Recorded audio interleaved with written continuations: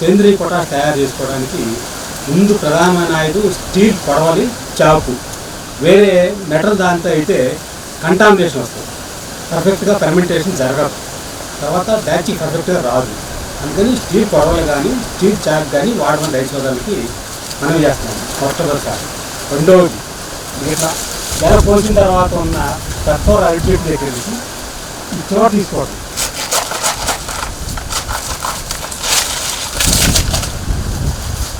ఇట్లా పైపాలన్నీ వలవాలి. ఇదంతా వేస్ట్, దేనికి పనికిరాదు.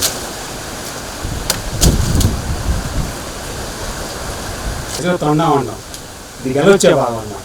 గెలకోసిన తర్వాత మిగిలిపోయే భాగం.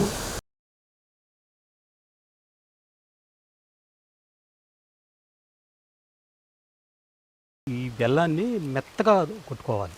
అంటే ఇప్పుడు ఇక్కడ ఏమో లేక కొంచెం పెద్ద పెద్ద ముక్కలుగా ఉంది, దీన్ని మెత్తగా ఇట్లా పౌడర్ అయ్యేటట్టుగా. ఇది కూడా చేతితోనే కలుపుకోవాలి, లేకపోతే కట్టెతో.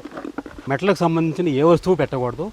తర్వాత ప్లాస్టిక్ టబ్బు, ప్లాస్టిక్ డ్రమ్ము ప్లాస్టిక్లోనే చేసుకోవాలి. ఎన్ని కేజీలు కావాలంటే అన్ని, 1x1 ఎప్పుడైనా సరేగా. వేరే నీళ్లు కలపాల్సిన అవసరం లేదు దీనికి. 15 రోజుల తర్వాత ఫెర్మెంటేషన్ జరుగుతుంది. చిన్న సూది అంటే బెచ్చం పెట్టేసి పేపర్ వేసేసి దీనికి పురికోస లాంటిది కట్టేసేసి, లేదంటే పల్చటి గుడ్డ, కలర్ కాకుండా వైట్ ఉండే గుడ్డ, పలచగా ఉండేది, ఆ గుడ్డ కట్టేస్తే, ఎందుకంటే ఇది బ్లాస్టింగ్ ఏజెంట్, పేలుడు స్వభావం ఉన్న పదార్థం పొటాష్ అనేటువంటిది. ఇది పూర్తిగా కప్పేసి ఉంచారనుకోండి, కట్టి టైట్, ఇప్పుడు దీనికి మూత ఉందని చెప్పి మూత పెట్టేసారనుకోండి, ఫెర్మెంటేషన్ జరగడం మొదలుపెట్టిన తర్వాత ఇది మొత్తం పగిలిపోద్ది.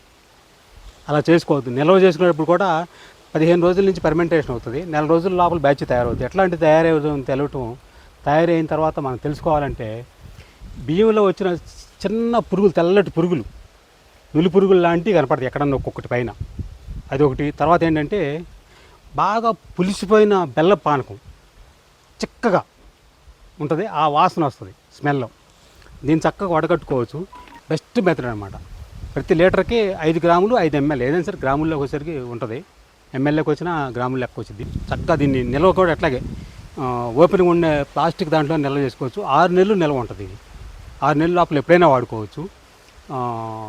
స్ప్రేయింగ్కే ఫస్ట్ ప్రిఫరెన్స్ ఇవ్వండి, రైతులు చెప్పేది. ఫెర్టిగేషన్ చేసినా కూడా ఎఫెక్టివ్గా ఉంటుంది, కానీ స్ప్రేయింగ్ మాత్రం చాలా ఎఫెక్టివ్గా ఉంటుంది.